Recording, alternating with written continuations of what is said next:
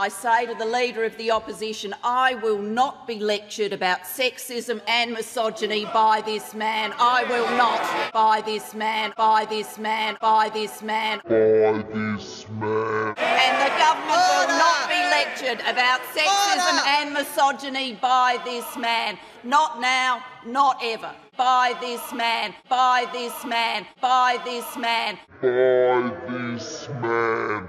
The Leader of the Opposition says that people who hold sexist views and who are misogynists are not appropriate for high office. Well, I hope the Leader of the Opposition has got a piece of paper and he is writing out his resignation. Because if he wants to know what misogyny looks like in modern Australia, he doesn't need a motion in the House of Representatives, he needs a mirror. That's what he needs. I was very offended personally. I was very personally offended. I was also very offended on behalf of the women of Australia. I was offended too by the sexism, by the misogyny of the Leader of the Opposition. I was offended. I was offended. I was offended by those things. Misogyny, sexism. What the Leader of the Opposition should be ashamed of is his performance in this parliament and the sexism he brings with it. I am offended by their content. I'm offended by their content because I am always offended by sexism. I'm offended by their content because I'm always offended by statements that are anti-women. I'm offended by those things in the same way that I have been offended by things that the Leader of the Opposition has said, and no doubt will continue to say in the future, because if this today was an exhibition of his new feminine side, well, I don't think we've got much to look forward to in terms of change conduct. The Leader of the Opposition says do something. Well, he could do something himself if he wants to deal with sexism in this parliament. He could change his behaviour. He could apologise for all these past statements. He could apologise for standing next to signs describing me as a witch and a bitch, terminology that is now objected to by the front bench of the opposition. He could change a standard himself if he sought to do so. But we will see none of that from the Leader of the Opposition, because on these questions he is incapable of change, posed by the Leader of the Opposition. Now looking at his watch, because apparently a woman's spoken too long. I've had him yell at me to shut up in the past, and the Leader of the Opposition should think seriously about the role of women in public life and in Australian society, because we are entitled to a better standard than this.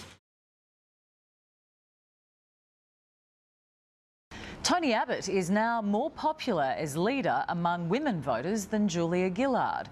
The surprise result is revealed in an exclusive 7 News Reach Tell poll just months after the Prime Minister labelled the opposition leader a misogynist. It was the speech heard around the world. I will not be lectured about sexism and misogyny by this man. I will not. Seen as a rallying cry to women voters, and at first it seemed to work. A Nielsen poll a fortnight later showed a spike in support for Julia Gillard among women, 53% to Tony Abbott's 38%, and leading 48-42 among men. But the 7 News Reach Tell poll taken last weekend shows that trend has now reversed. Tony Abbott now leads among women voters 52-48 and is way ahead 62-38 among men. And Julia Gillard isn't just losing on personality. More worryingly for Labor, the poll also shows she's behind on policy. Australian Prime Minister Julia Gillard has been defeated by Kevin Rudd, who will take over as leader of the Labour Party once again. Rudd won 57 votes to 45 in a leadership ballot of Labour lawmakers. The long and bitter rivalry between the two politicians might now come to an end, as the former Prime Minister has said she will leave politics. Julia Gillard's government has become increasingly unpopular, and party members believe that Kevin Rudd might be able to secure a win in the general election in September. Australia has a new Prime Minister, Tony Abbott, the British-born centre-right politician. From today, I declare that Australia is under new management. It is so wonderful to have Tony Abbott as our Prime Minister. I can't begin to express how happy Sorry, but this has been many years in the making. I think he's going to be a Prime Minister with integrity, and we know we can trust him and he'll lead this country well. Tony Abbott's biggest appeal is that he isn't Kevin Rudd. He had only been Prime Minister for a few weeks after ousting Julia Gillard.